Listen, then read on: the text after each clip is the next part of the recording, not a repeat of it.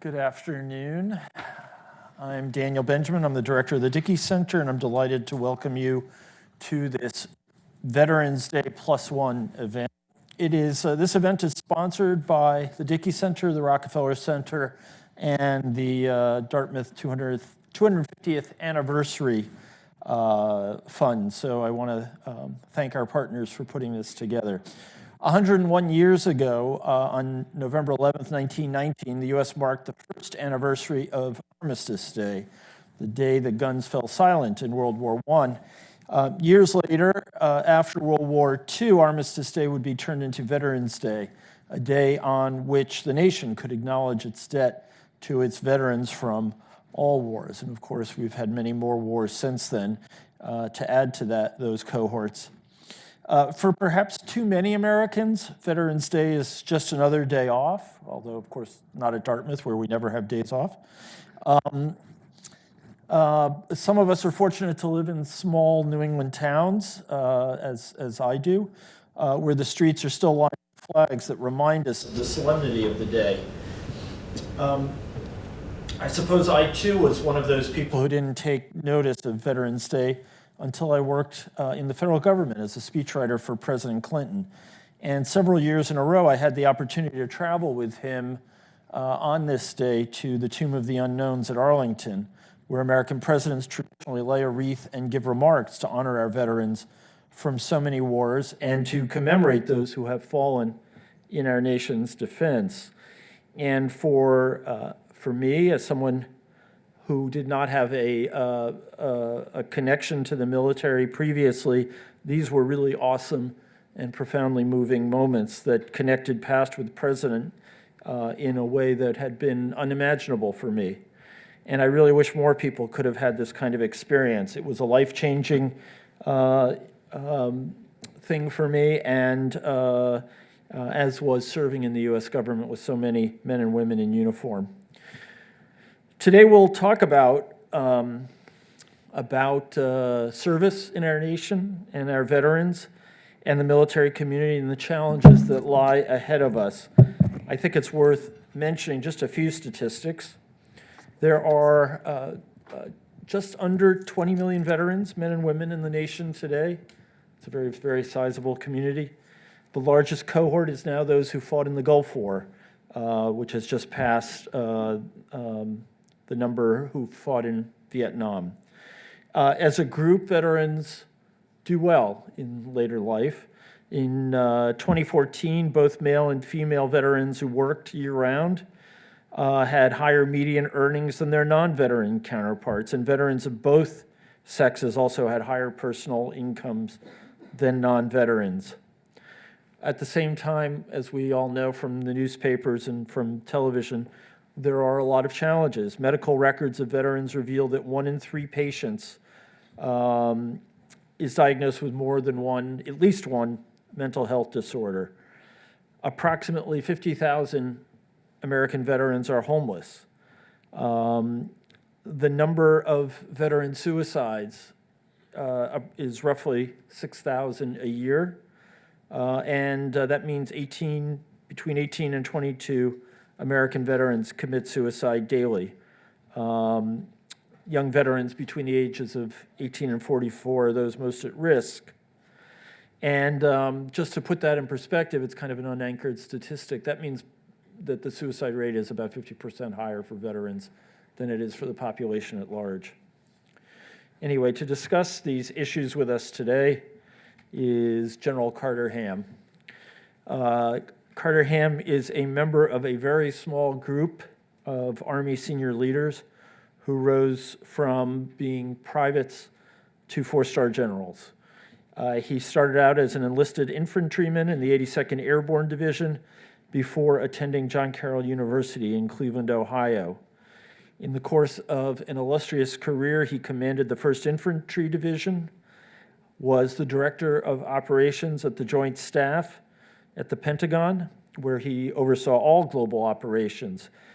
His first 4-star command was as Commanding General U.S. Army Europe, and in 2011 he became the 2nd commander of the United States Africa Command, otherwise known as AFRICOM, where he led all U.S. military activities on the African continent, which ranged from, in his time, combat operations in Libya to dramatic rescue operations in Somalia, as well as training and security assistance activities across 54 diverse sub-Saharan states. In the course of his service, General Ham has been in Italy, Germany, Kuwait, Saudi Arabia, Macedonia, Qatar, Iraq, and over 40 African countries. He came to prominence as well in the public for leading the Pentagon's review that led to the ending of Don't Ask, Don't Tell. He's done many, many other things in a really extraordinary career. One of perhaps the less well-known ones is that he came to Dartmouth in 2014, and we were walloped by a blizzard. And so I'm personally thrilled that he came back. He brought a little snow with him again today, but it's the sign of a great soldier that will come back even after what he went through in 2014. Anyway, he is really, of the people I serve with in government, one of those that I admire most, and I'm really delighted he's here to mark Veterans Day with us today. So please welcome Carter Ham.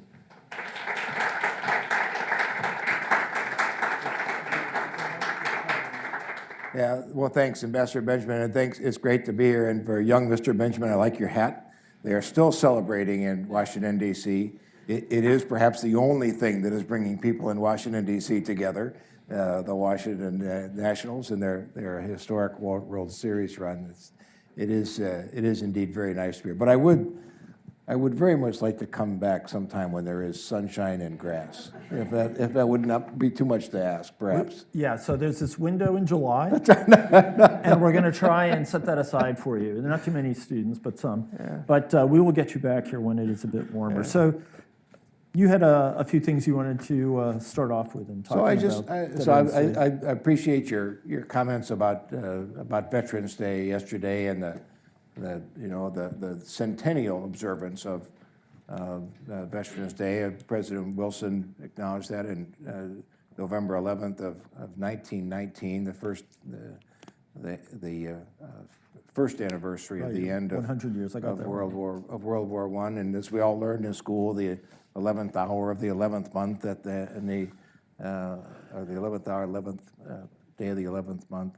And as I was doing a little bit of research on Veterans Day, and you always try to learn new things. And one of the disturbing things that I learned about Veterans Day, about Armistice Day, that day, November 11th of 1918, when the negotiations were ongoing between the Allies and the Germans to end the war and to come to an armistice. That I didn't really understand until reading a couple of good books. There were a number of, because of the mistrust of the Germans, there were a number of orders that were issued to maintain offensive operations on November 18th, up until the conduct of the armistice. So there were over 2,700 soldiers were killed on the last day of the war. 320 of them were Americans, to include the last American soldier killed in World War I, a young private by the name of Gunther from Baltimore, killed at 10:59. 10:59, a moment before the armistice took effect. But as I read through that and also learned that there were commanders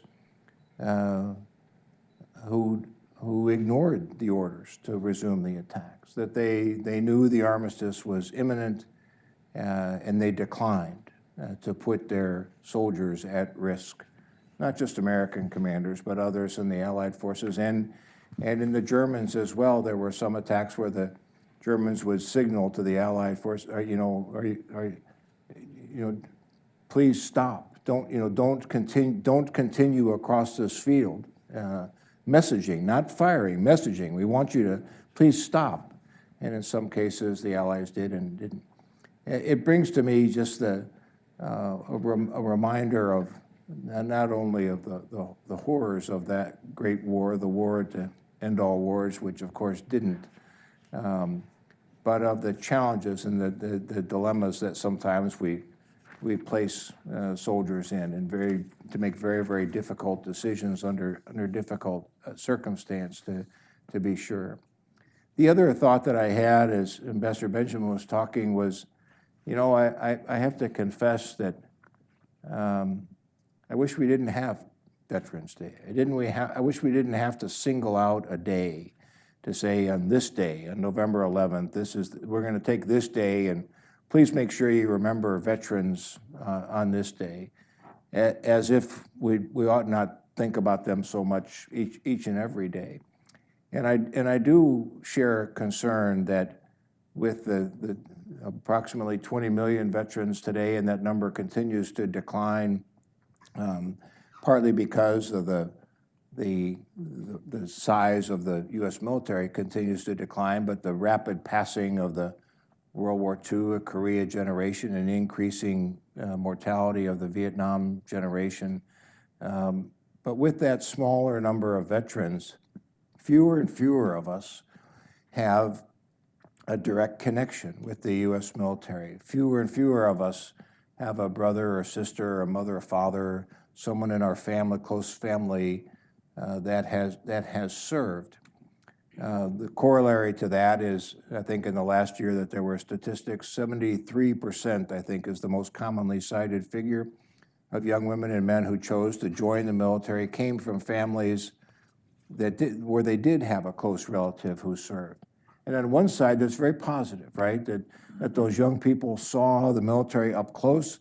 They saw their mother, their father, their brother, their sister, a cousin, somebody close to them.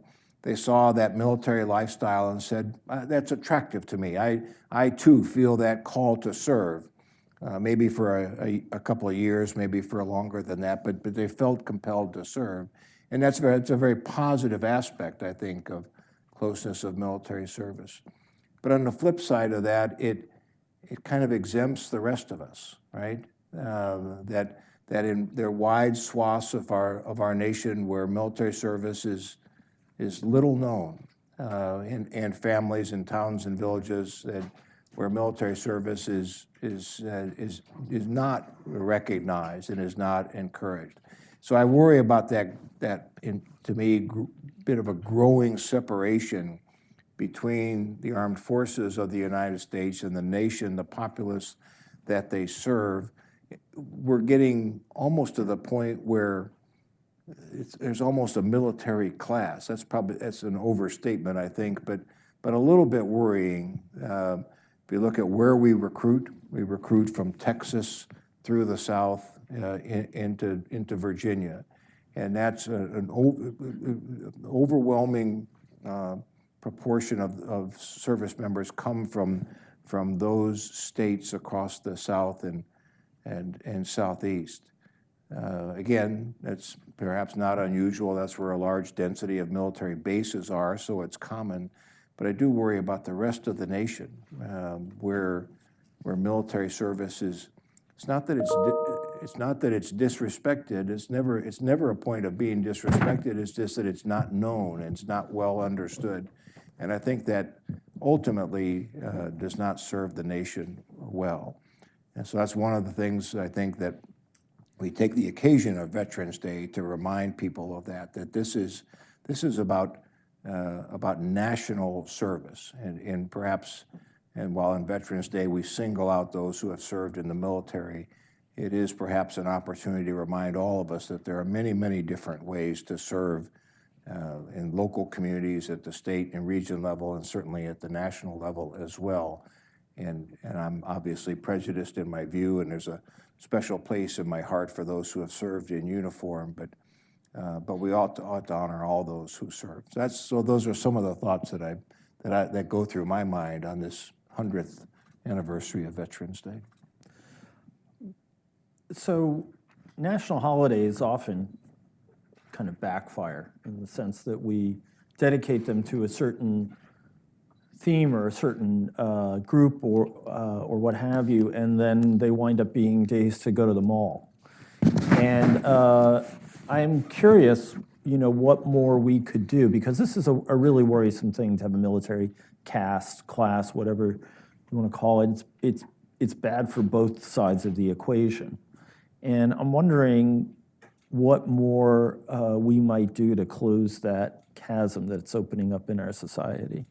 Well, I mean, there's a number of ways I think that we can approach this as a nation. It starts, I think, obviously with the national level leadership, and I think over many successive administrations, there has been widespread appreciation, some cases admiration of those who have served, and I think that's good. Certainly, the Congress of the United States has been supportive of the military, but it seems to me that it starts to break down a little bit when you go below the national level and when you move outside of the communities that are largely affected by the U.S. military. You know, if you go to Clarksville, Tennessee, just outside the front gates of Fort Campbell, they're extraordinarily supportive of the U.S. military. If you go to Norfolk, Virginia, you know, the site of the greatest naval power on the planet, they're extraordinarily supportive of the military. If you go to MacDill Air Force Base in Florida, the same. But as you move away from those locations where the military has a very direct and visible presence and a significant economic impact on local communities, in those places where there isn't a large military presence, and perhaps the Reserve and the National Guard are there and contributing in extraordinarily meaningful ways, but not quite so visibly. I worry a bit about that. We see some efforts in parts of states, in several states, to offer, you know, tax incentives and others, which can be helpful. But I think it's particularly with the younger cohort, high school, and in students such as here at Dartmouth, where there are opportunities to not so much to recruit as to inform and to say, you know, this. I'm partial to the United States Army. That's where I grew up and where I still continue to work with. This isn't somebody else's army. This is your army. I mean, you're on the board of governors, and I think somehow we have created over time that it's somebody else's problem, and that disconnect, I think, is, to me at least, is worrisome.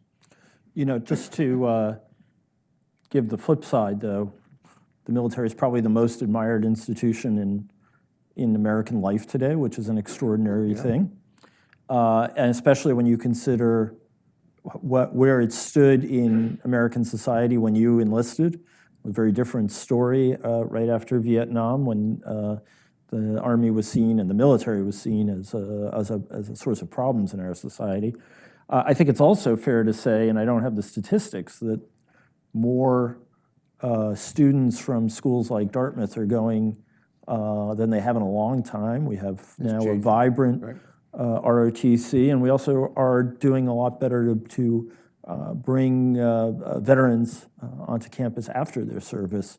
So it's a mixed picture, but I very much share your concern about the relationship between the broader society and the military, especially in a period in which we've relied on the military so much. I think that's right, and I'm remembering what Jim Mattis wrote before he became Secretary of Defense. I know he was here last year and wrote a piece about it is true, and it is a very good thing that Americans respect the military. But Mattis's prior Secretary Mattis, when he was just an old retired general, which I can associate with, says they respect the military, but they don't understand or know the military, and so it's good that there is respect and admiration, and but it is,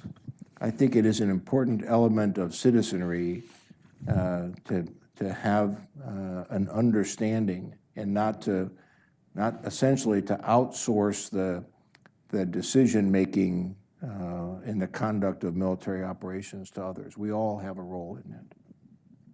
So let's turn to veterans for the moment.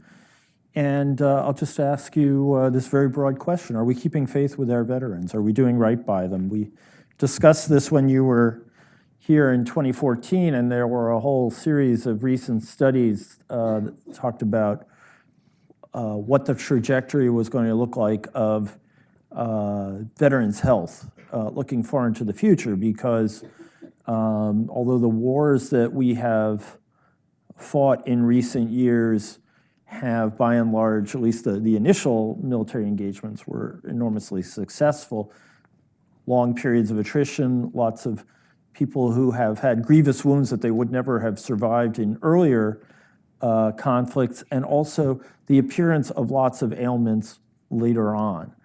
And so I guess the question is, are we doing better than we were doing 5 years ago? And how do you feel about the picture looking forward? I think as we look at the cohort of veterans and those who will matriculate into the ranks of veterans as they conclude their military service in the coming years, it's very much a mixed bag. There are some very positive signs, I think. You mentioned one of them. I think that Dartmouth and other colleges and universities have been aggressively implementing veteran programs to recruit veteran students, and I think that brings I think that's an important element, an important constituency in a student population. I think it brings a set of experiences to the campus which are very, very important. I think that's a big plus. I think there are some initiatives underway in terms of veterans health care, particularly in the area of choice, where veterans may not be physically proximate to a VA center, or for other reasons may desire their health care be provided from a source, a health care facility, and providers outside of the VA network proper. I think that element of choice is very, very important and an important step forward in terms of providing work to veterans. Programs in many states have for encouraging veteran-owned businesses to get started, I think have been similarly very productive in many places. So there are some, I think, some very positive trends, but there are some remaining deeply concerning ones. I think at the top of the list, I would agree with you, are veteran homelessness and suicides.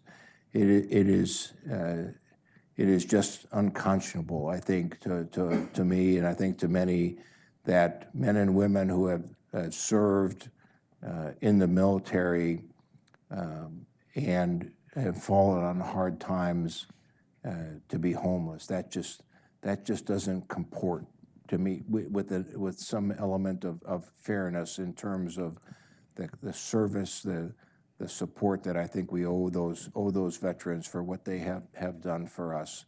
And I think more can be done in that regard. Certainly, veteran suicides inside the military, suicides for veterans are troubling. It is perhaps a generational matter to be sure, but I think there are programs that the VA, that the Department of Defense, that others ought to be considering. The challenge, of course, is always resources. It's money and people and facilities, and particularly in a time like today, where we find ourselves where there is no federal budget. They're operating under a continuing resolution, operating without the congressional authorizations to begin new programs, to do new hires, to do things like that. Those kinds of decisions impede any progress that might be able to be attained in the terms of providing care to veterans. I think, though, writ large, we have got to come to, as a nation, we've got to come to grips with with how are we going to meet our obligations to the veteran community. If we expect the veterans, the Department of Veterans Affairs to exclusively handle all those problems, that's probably a fiscal bill that none of us can afford. And so it's how do you share, how do you take advantage of the capabilities that are resident in other federal agencies at the state, local, and community levels, so that comprehensive care for veterans is available. I think we've got to do more, across levels of government to make sure that veterans are well cared for, and it's a tough thing to do right now in this current political environment. As we think about the veterans of the future, we think about the military of today, and perhaps one of the problems that we're facing is that people who are, as you say, matriculating, becoming veterans, have seen an enormous amount of combat recently because of the rapid number of deployments, the high number of engagements per unit. And one of the phrases that resonates today is forever wars. And so one of the questions I want to ask you is, do we have the kind of the right force size and the right force structure? No one wants forever wars, but we're also really bad at getting out of them. Even everyone who's followed the news about Syria, we were leaving Syria and we had 1,000 troops there. Now we have 900, I think, that are staying. And this is kind of characteristic of every place where we've been deployed, especially since 9/11. We're always worried about instability, about regimes failing and extremists gravitating to a particular spot and causing a tipping point. And so the question I have for you is there some disconnect in how we're planning about the future? And I should add that we're also now equally worried about great power competition. Don't we just need more troops in order to be fair to the troops we have to get this job done?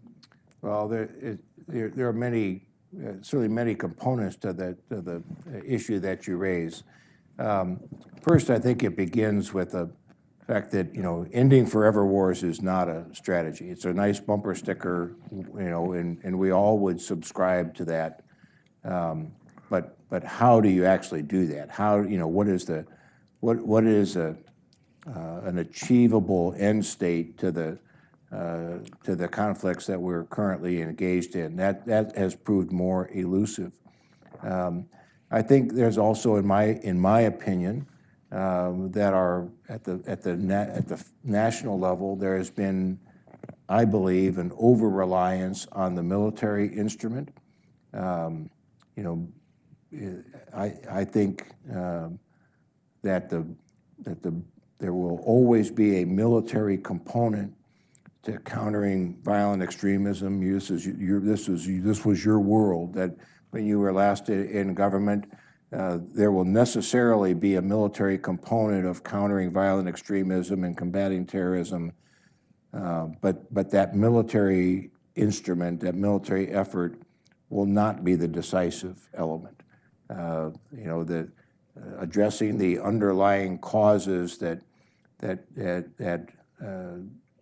cause young men, mostly young men, across the globe to find themselves attracted to a violent way of life, until such time as we are able to comprehensively and in concert with others, particularly host nations, address those underlying issues, then we will just find ourselves, I think, in that constant cycle of the next generation of extremists, emerging, and so long as we address that primarily through the military instrument, we can maybe keep that below a certain level violence, but you're never going to make much progress in my view. I think the recent attacks in Syria are illustrative of that. You know, certainly the killing Baghdadi was an important activity, certainly, and it will have effect against ISIS, but you know, ISIS will regenerate. And we've seen this with, you know, organization after organization that you know, that you had to contend with, and when you were leading that effort, you know, that there is no shortage of the next leader willing to step forward and take charge of that effort. And so, well, you're also pointing to what might be described as another deficiency in how we support the military, which is we don't support diplomacy. And we don't support the economic assistance that might give us at least a fighting chance to deal with extremism. And this is one of the big problems that we as a nation face. And your friend Jim Mattis has been very, very eloquent about that. If you don't fund diplomacy, I have to buy more bullets. And it seems like it's just a chronic problem getting that message across to the Congress and to the populace at large.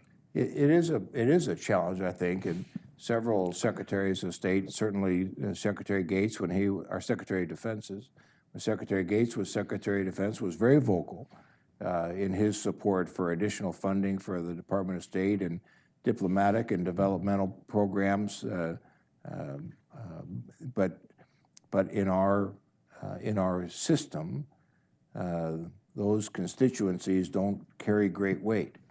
You know, not many members of Congress get elected by saying, you know, we need to spend more money overseas. You know, that's not how you get elected. You get elected by saying we need more jobs in my state and in my district, and you know, there are some who feel, you know, every dollar of U.S. Treasury that is spent in Angola is a dollar that's not being spent in Arkansas, and would that the world were that simple, but it kind of boils down to those arguments at certain times. But I think there are, I mean, I would agree that the greater emphasis, greater levels of resourcing are required on the diplomatic front and the development and economically. But there are some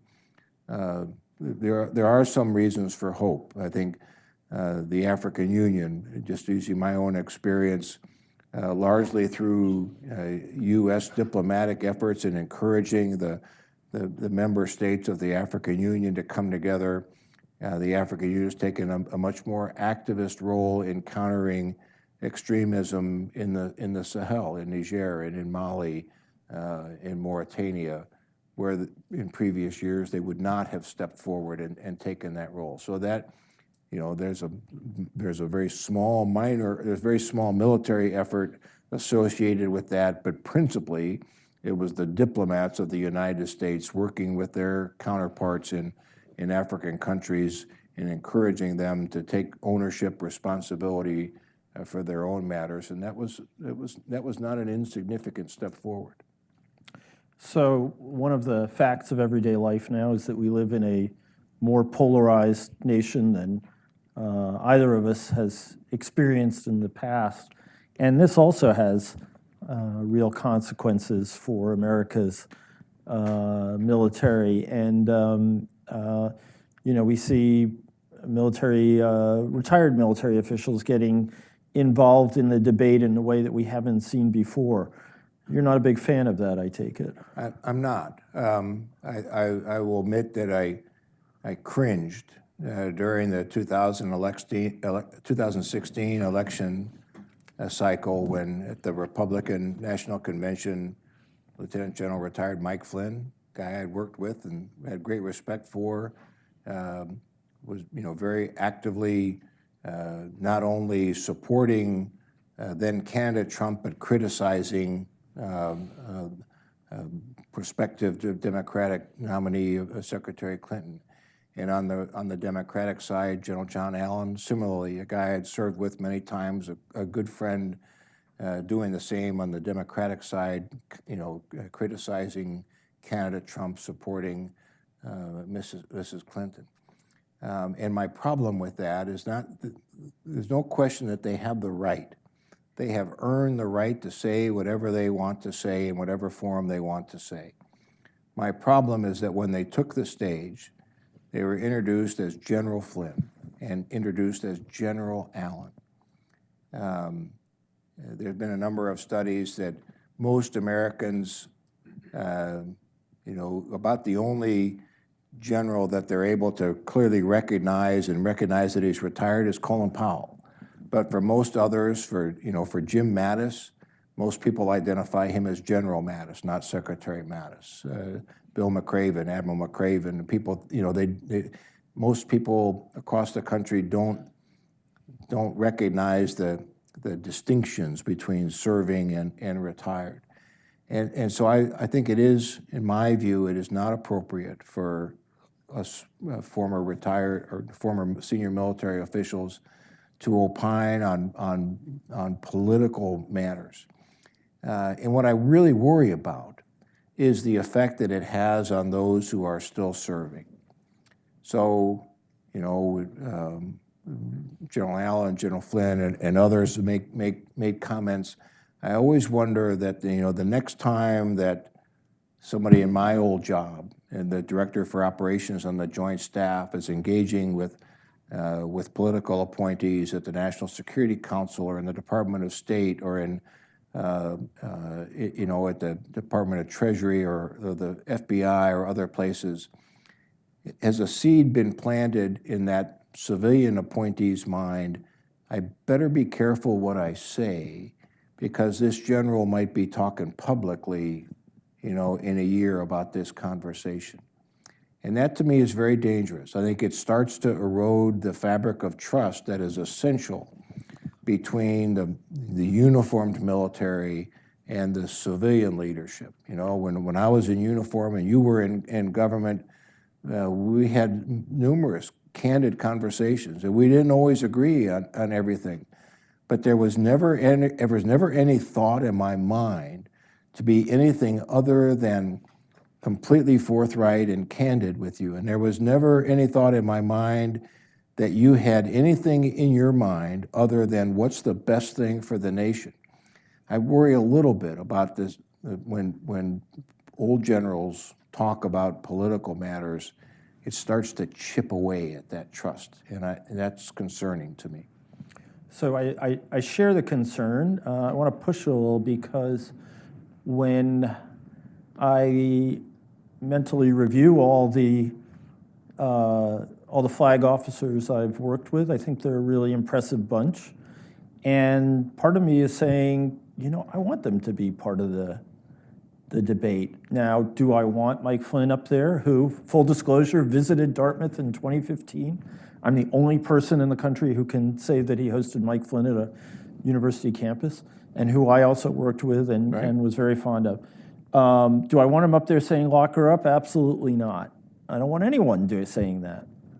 But at the same time, do I want Carter Ham up there saying, well, I think that we need to remember that allies are important, as Jim Mattis has, or to talk about these different aspects of our policy, which they have real wisdom about. So I think a proper role for us old retired people is context. I think we need to find a way to have a conversation about how do such decisions get made, what might be the consequences of such a decision, but do so in such a way, and this is where I do agree with my old friend Jim Mattis. I think it is particularly troublesome if those of us now in the retired ranks are openly critical of those who are still in government. I think that's highly problematic. But I think, in my view, if you feel so strongly about a particular matter of policy, then throw your hat in the ring, run for office, and contest your ideas in the public forum. And certainly that experience as a military officer, will be part of that conversation. I worry too about those who are still in the ranks, all services, and as you know, Dan, across the military, across the entirety of government, civilian and military, there is the complete range of political views. There are folks in the military who think "Make America Great Again" is the most wonderful thing that's ever happened to our country, and there are folks in the military equally dedicated who believe that is exactly the wrong direction for our nation to be headed. But when they are in service, they subordinate their personal political views to the commitment that each took, by civilian and military, by raising their right hand and swearing an oath to the Constitution. And so I worry when somebody who's now retired, particularly more senior people, now enter into the political discourse.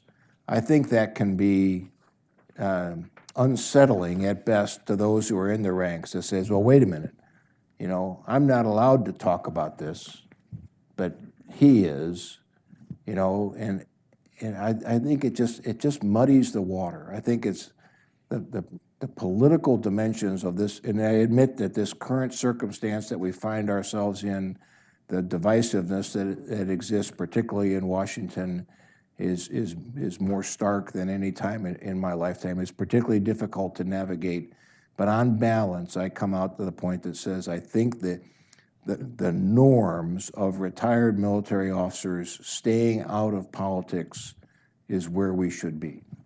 So one of the interesting things that we've seen in the last few rounds of congressional elections is that you find quite a number of veterans getting involved in the process, and I think that's really laudable. It's astonishing, actually, how few flag officers ever get involved. Why do you think that is? Is it just because they gave it the office and at that point it's time to do something else? No, I think it's a bit of a fear that says, hey, we're not as good as you thought we were. I don't know what, I mean, there have been only a few. I know of a good friend of mine, a Navy 3-star, is now running for the Senate seat in Iowa, and he's joined that college. He believes strongly and has put his views into the public domain. I think that's good. Some of it is probably age.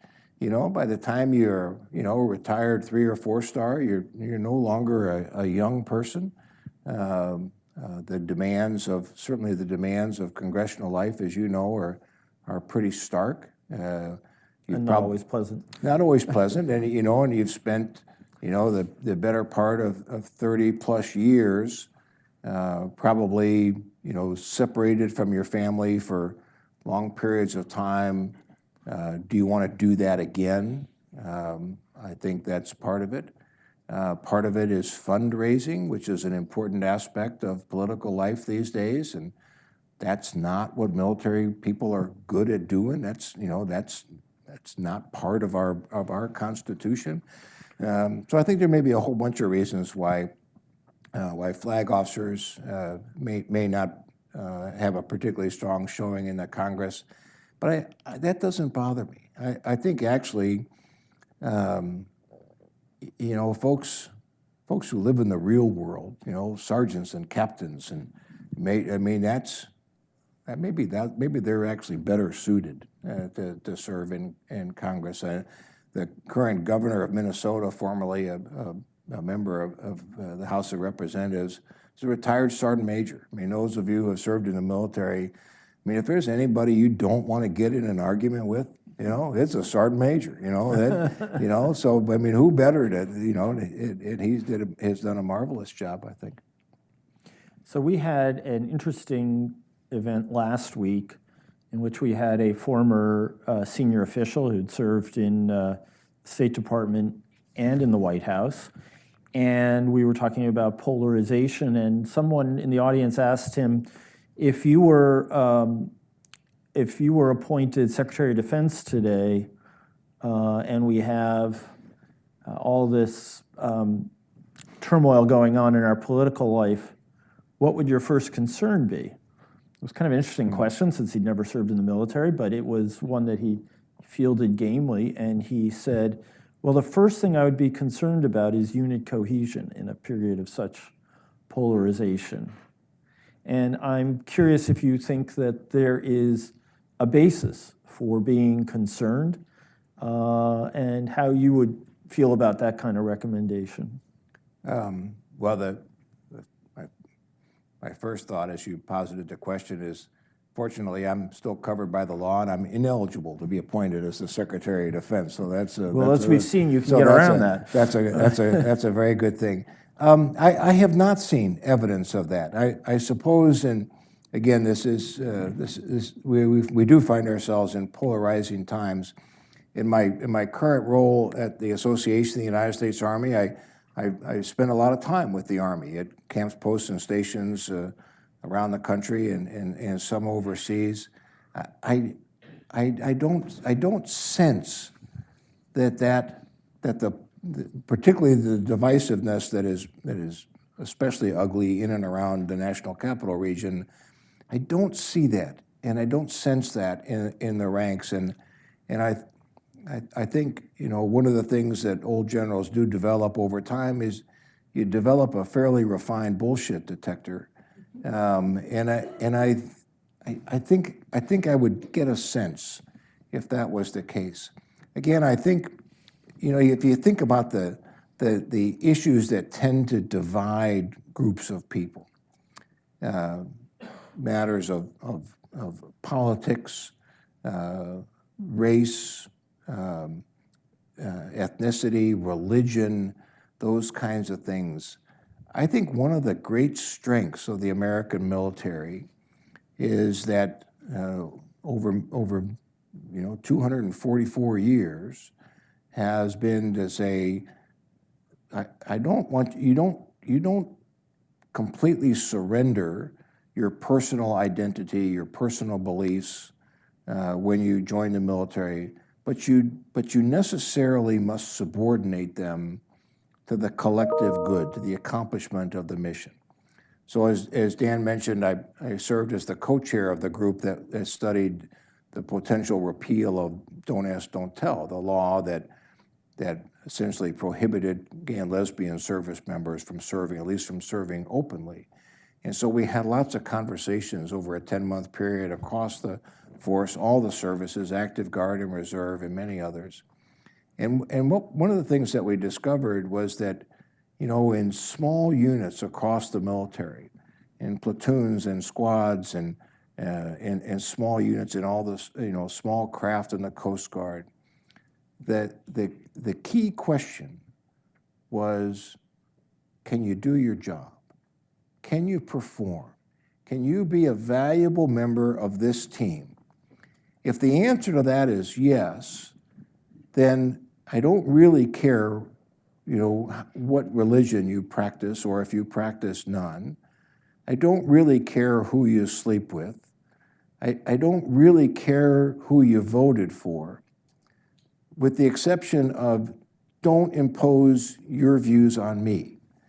So long as you don't try to convince me that your religion is right and mine is wrong, that your cultural beliefs are better than mine, that my political candidate is better than yours, as long as you don't try to do that and you stay focused on the mission and do your job, then I think the military will function just fine. So it's a long way of saying I've not detected yet any sense of fracturing within the ranks. And I think other statistics would support that. Reenlistment rates are at a very, very high level, near historic levels, in a period of historically low unemployment. Normally, you would see, with that kind of unemployment, you would see lots of quality people leaving the military. You don't see that to an extraordinary degree.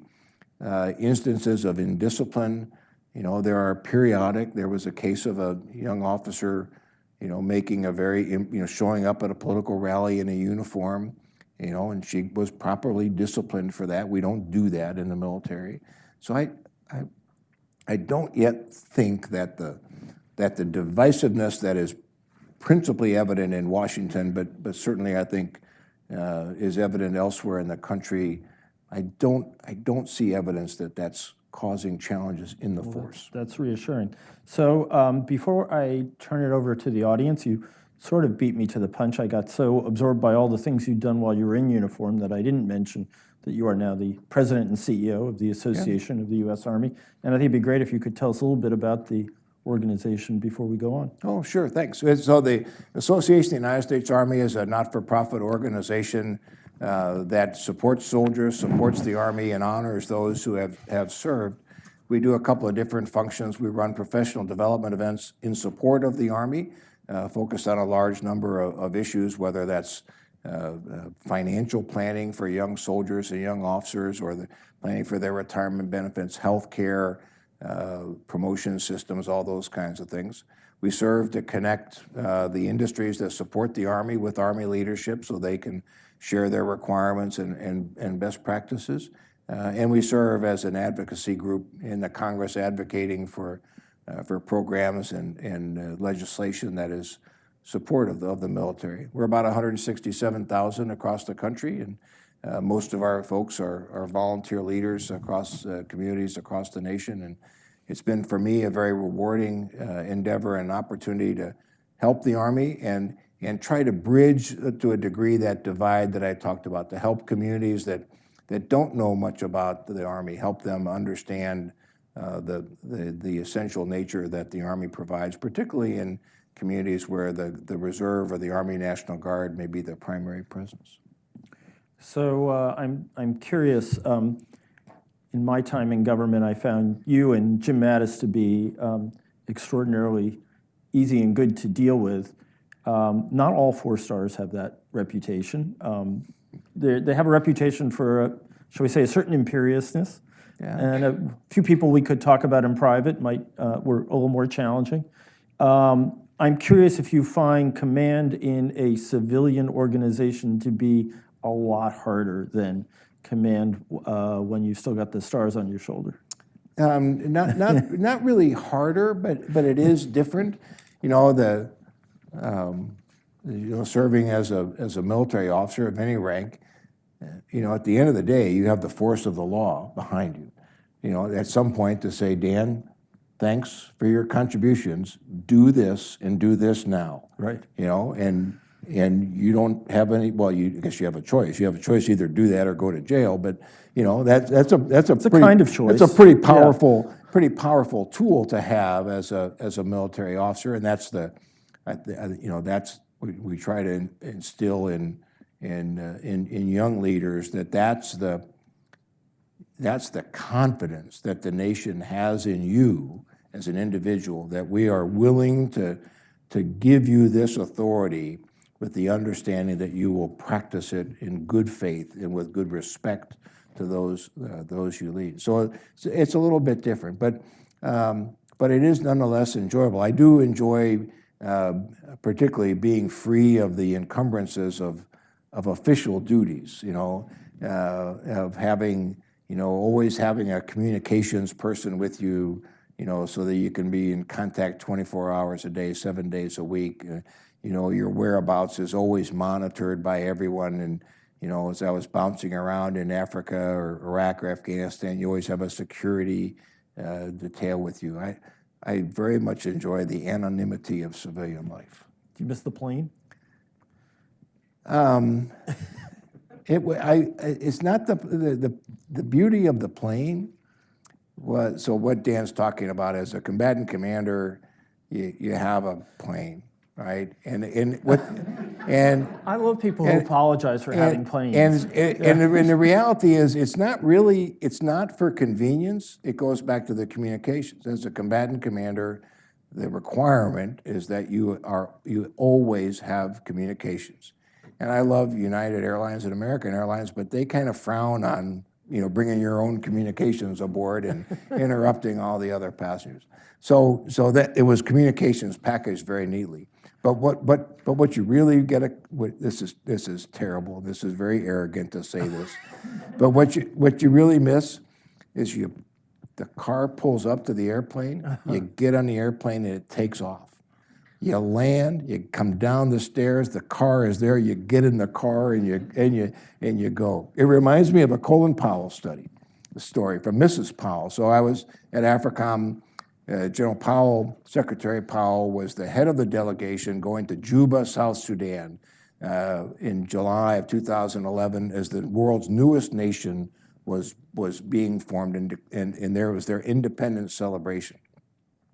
So we're flying to Juba again in a very nice military airplane, and Mrs. Powell tells the story of General Powell, that after he had retired from the Army, having been chairman, after he retired from being Secretary of State, he went off on his first business trip. And so he's off on his private business trip, and he comes back a couple of days later and walks in the house, and Mrs. Powell says, "Colin, where's your luggage?" And he said, "Luggage? Doesn't somebody else get that for you?" And not anymore. You are now in the cohort of guys who used to be somebody, and it's so you learn to adapt pretty quickly. Well, I'll just say in closing, I know I promised to turn it over to the audience, that there was one of your colleagues, who shall remain nameless, who had this thing about lording it over the rest of us who didn't have the plane. And this manifested itself in the government. You do a lot of video conferences. And it seemed like if he wasn't in the Situation Room or wherever we were having the video conference, he was always on the plane. And he had the headphones on, and he was talking to you, and it just said all the time, "I got the plane," and you don't. That's why you had the plane, so you could do that. And I think he scheduled his travel so that he could do that whenever we had a conference. But we'll talk about that person later. And in the meantime, let's open it up to the audience. How about some questions? Sure. Please take the microphone. Otherwise, posterity will not hear your question. I'm thinking about universal military service at age 18. Why isn't there a stronger political position on that in the country and in the Congress and in the leadership and even the military? So I think, I enlisted in 1973, which was the first year of the all-volunteer force, the end of the draft. So the Army I joined was still largely comprised of drafted soldiers.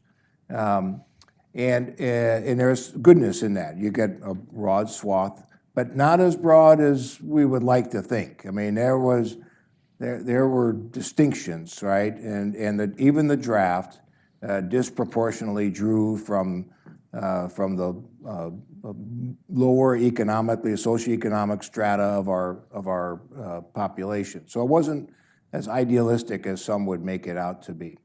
I think my personal view is that bridge has been crossed. I don't detect any sentiment whatsoever in the Congress or elsewhere of returning to compulsory military service.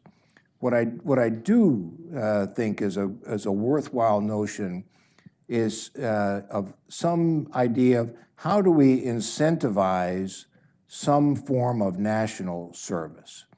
As an American, I don't like people telling me what to do, so compulsory services say, you must do this. My backbone immediately goes up and says, I don't like being told I must do anything. But I think it would be a worthy discussion for us as a nation to say, ought we incentivize other forms of national service in ways similar to how we incentivize military service?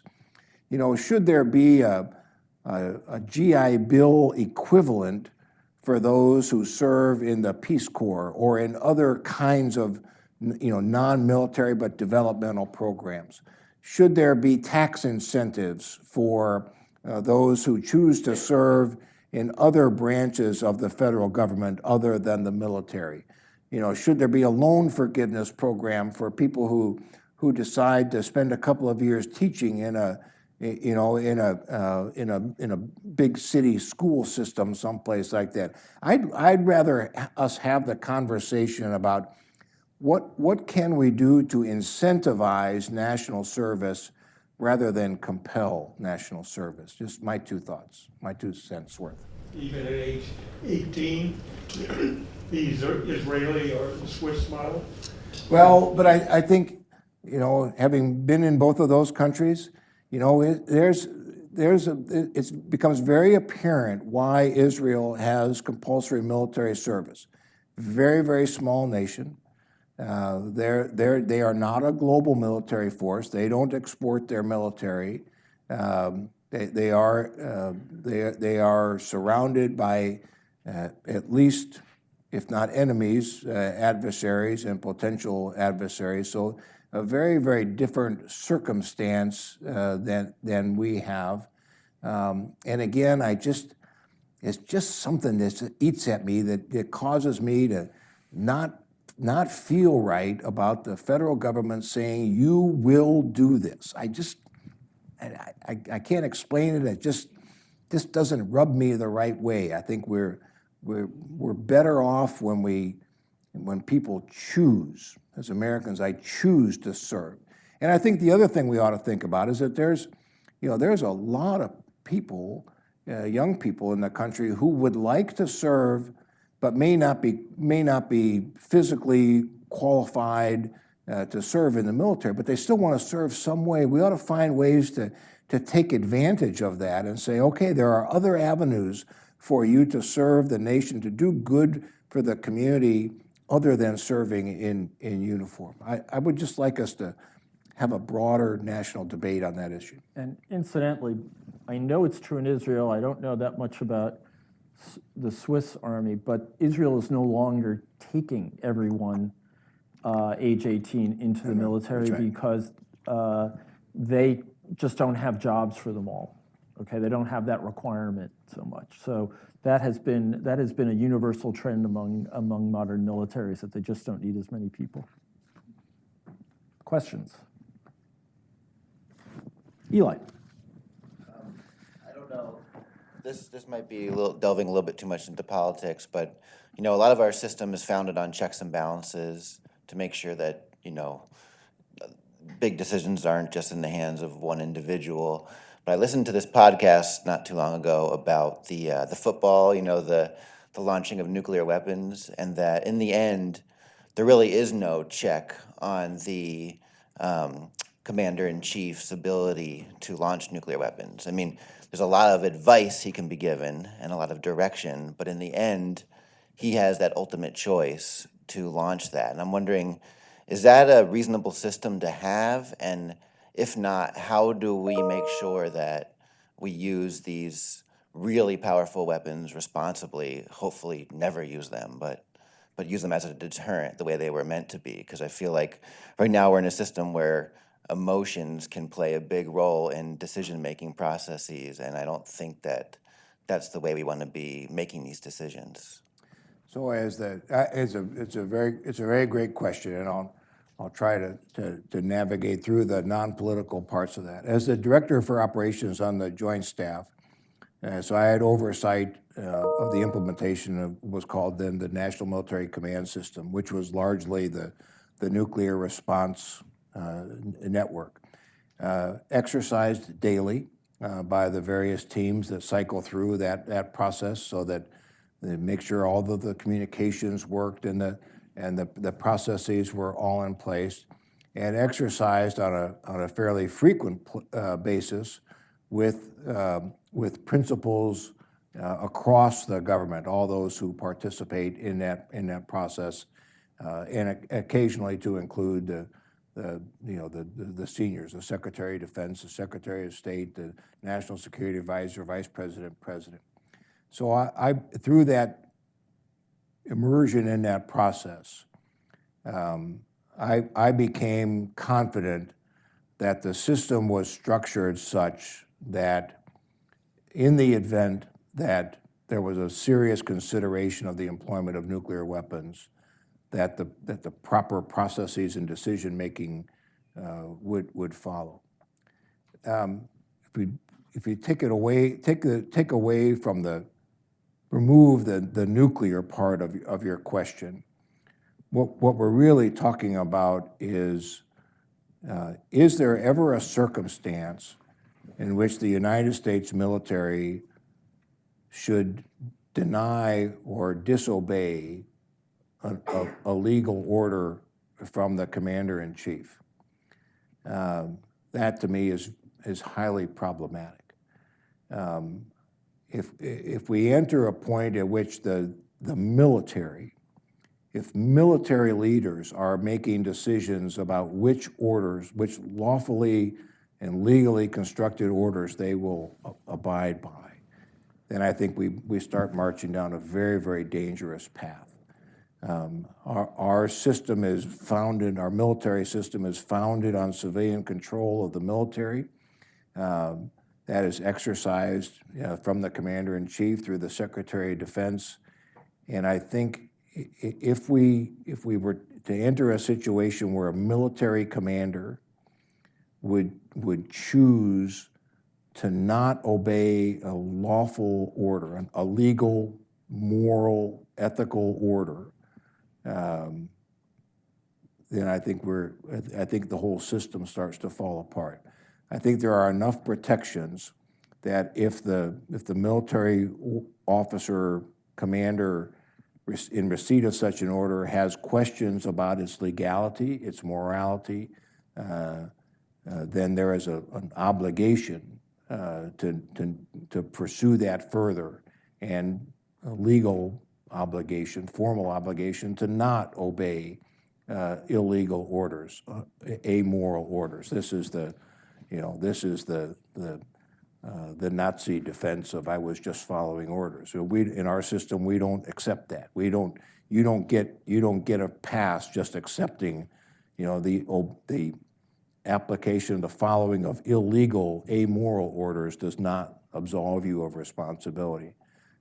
So we place a lot of responsibility on those commanders to make that distinction. That's a long answer to your question, but I'm confident that the systems, the processes are in place, the checks and balances, as you say, are sufficient. But yes, ultimately, in the application of military force, ultimately it is the decision of the commander-in-chief to do that. And I think I would be very concerned if we had individual military commanders choosing which orders they would abide by and which they would not.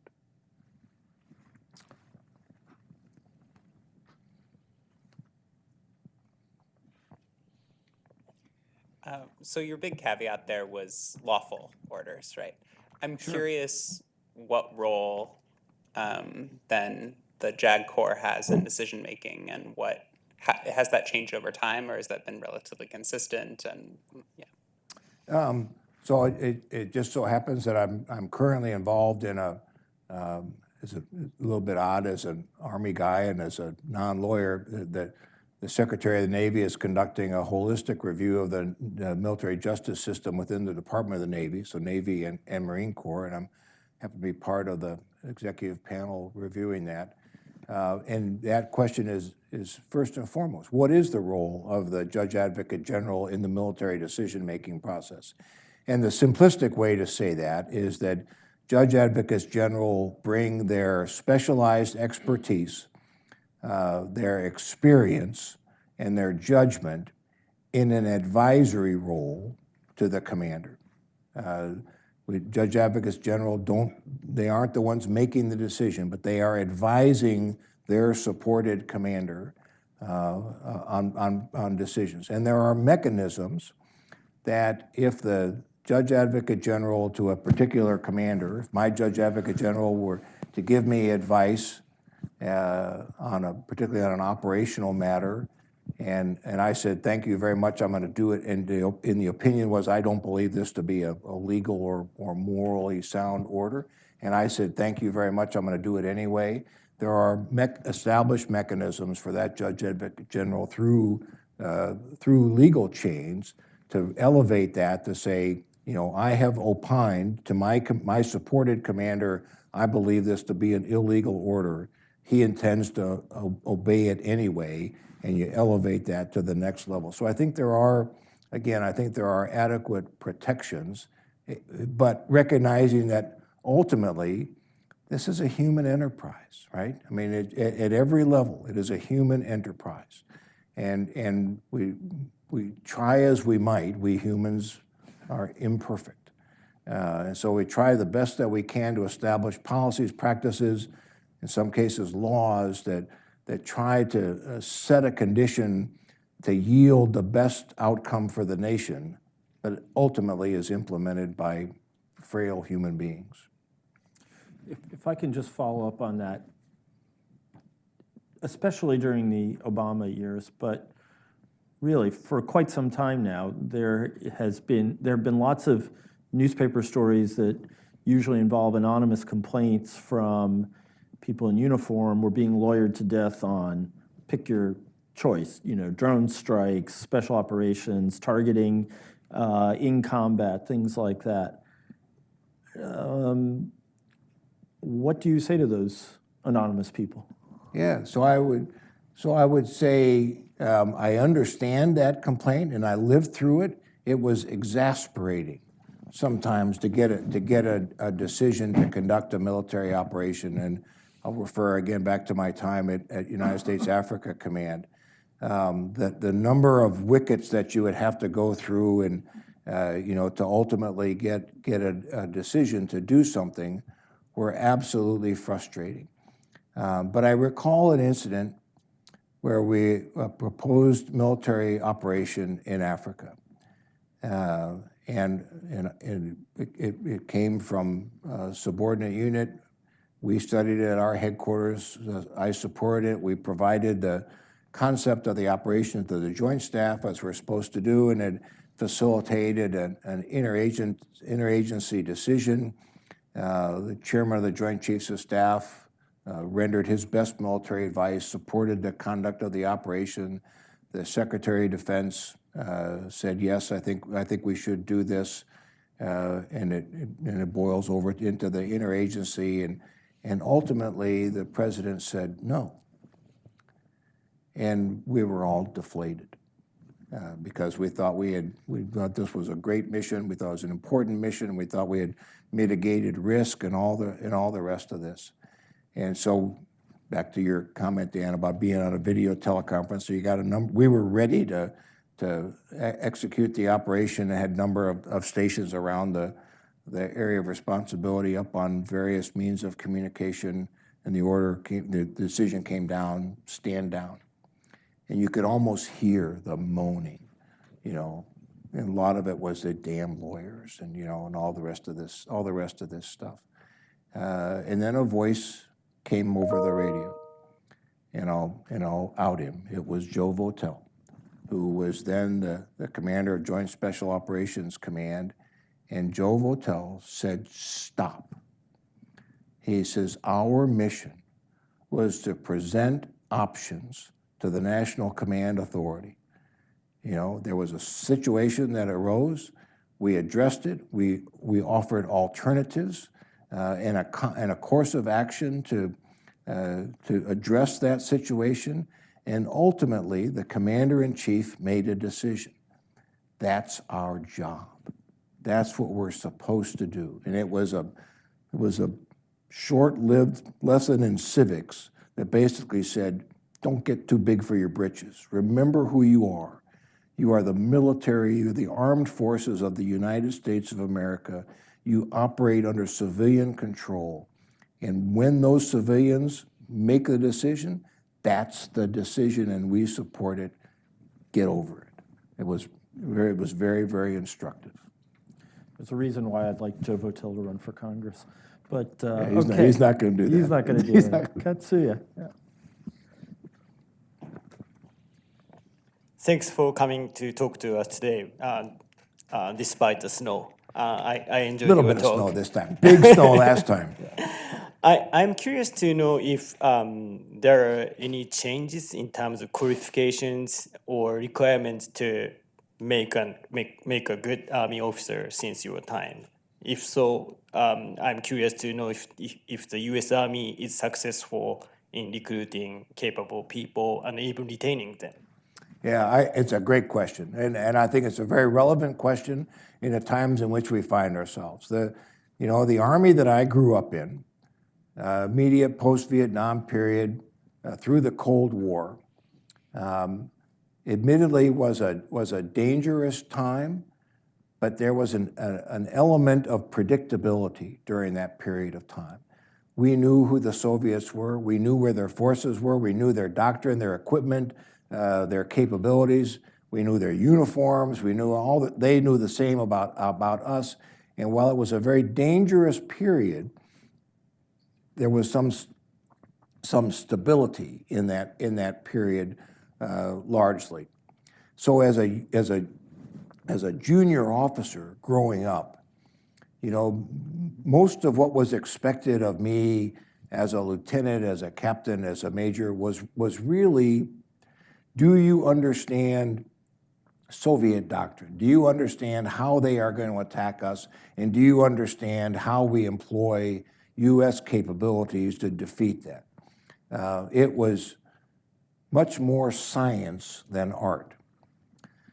Junior leaders today, entering any of the armed services, face a much more complex environment.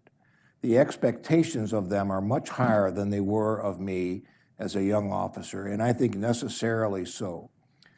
We find ourselves in circumstance where we dispatch small units into faraway places, oftentimes in an environment, and certainly in a positive environment, back to Ambassador Benjamin's conversation about great power competition, but in an environment where it is likely that units will not be in communication or in physical connection with their adjacent units or higher headquarters.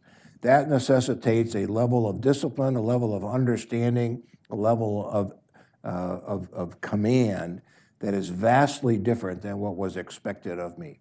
So the training, the education, the development of officers today, I think is vastly different, vastly more complex.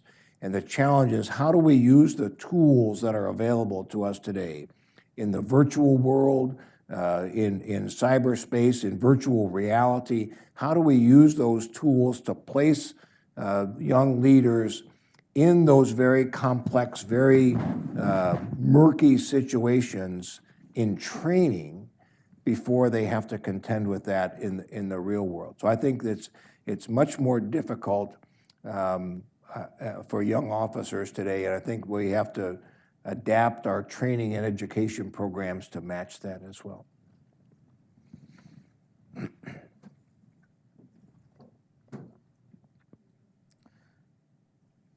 Thank you.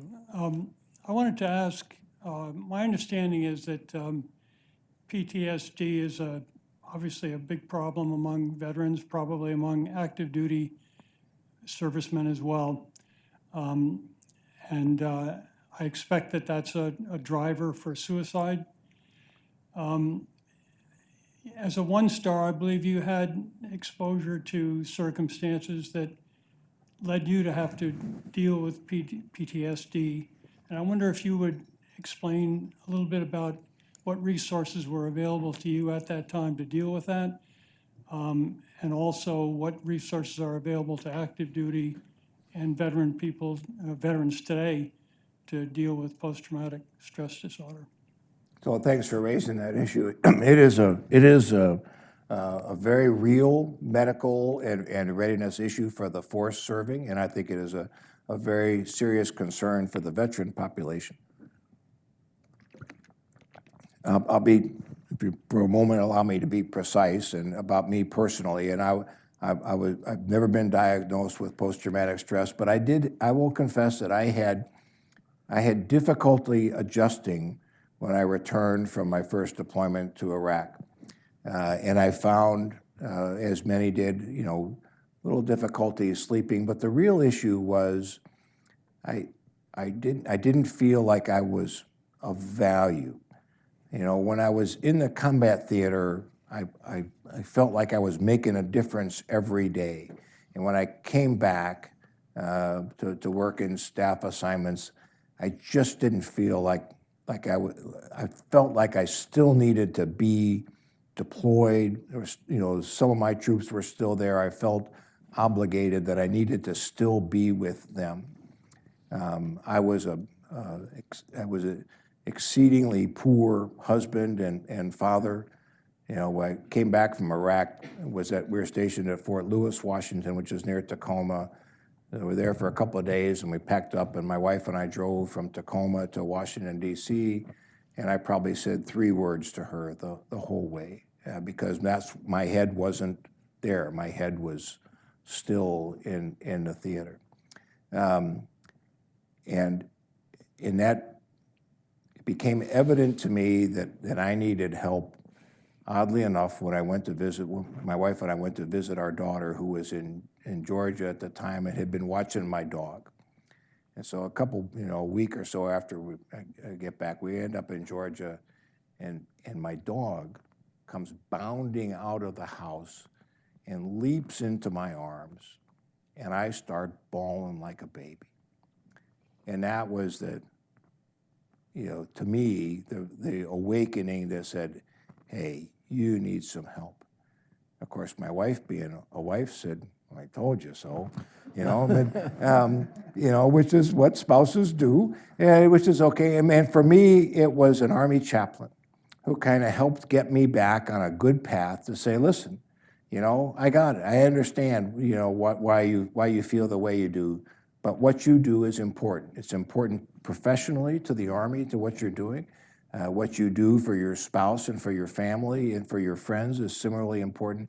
And so I needed some azimuth correction to do that. And some other people found out about that, and that got some public notice. But my hope in talking about it was really quite simple. If it was okay for a general officer to say publicly, I needed a little bit of help coming back from a combat zone, then maybe that would help somebody else, a private, a sergeant, a lieutenant, a captain, to say, hey, if it's okay for this general, they didn't take away his security clearance, they didn't kick him out of the Army. In fact, some would argue with this, but the soundness of this, but they promoted me, and hopefully if that message helped others, helped even one other person say, hey, it's okay for me to go get a little bit of help, then that was worth it. The medical condition of post-traumatic stress, I think, remains very underappreciated and underdiagnosed. Despite all the great efforts of the military, there is still stigma attached to coming forward and saying, hey, I just don't feel right. I'm having difficulty doing this. That's in a very competitive, very cohesive military. It's a hard thing for somebody to take that step and say, I need a little bit of help. We've got work to do to overcome that stigma and get help to all those who may need it. Some need just a little bit of counseling. Some need a behavioral health specialist. Some of them, PTS is a medical condition and requires medical attention to be addressed. The good news is that there are now practices and ways to solve that. More difficult with the veteran population because they're harder to reach. You don't know where they all are. Many of them are outside any structured environment. So whether they're Vietnam veterans, because we didn't talk about post-traumatic stress in Vietnam, right? It just wasn't, it was there, but we didn't talk about it. And so that veteran population largely went undiagnosed and frankly under-recognized, and so that's still there. And veterans, since that time that still require care. It's been probably one of the more difficult challenges for the VA to undertake because they don't have the requisite number of behavioral health specialists that they need to take on that workload, but it starts with getting your hands around the scope of the problem and finding those individuals who require care. We all have a role in that, right? We all, if we know veterans, if we know service members, sometimes it's just an arm around the shoulder and say, hey, Dan, how about come with me let's go see the VA for a minute. And you're going to resist that. And at some point, I got to be a little forceful in our friendship to say, Dan, as my wife did to me, to say, listen, you're different. You know, and if you think about it logically, whether it's Vietnam or Iraq or Afghanistan or Syria or someplace else, if you've been exposed to combat, the taking of lives, to the loss of life, you cannot come through that unchanged. You know, many people are able to cope with that and adapt, and they're very resilient and they do just fine. But others of us need a little bit of help, and there's no shame. In fact, we should encourage that to occur. So thanks for asking that question. Okay, well, we are just about out of time, but there was one question back here. No, he's going to pass. He's not going to be blamed for keeping us over time. That's right. Maybe he thinks he's going to get another bite of the apple. Anyway, this has been completely fascinating, and I think exactly the set of issues that we should be discussing on Veterans Day, or even in this extreme case, a day after. And I really want to thank General Carter Ham for joining us today. Thanks, Dan. Thank you very much.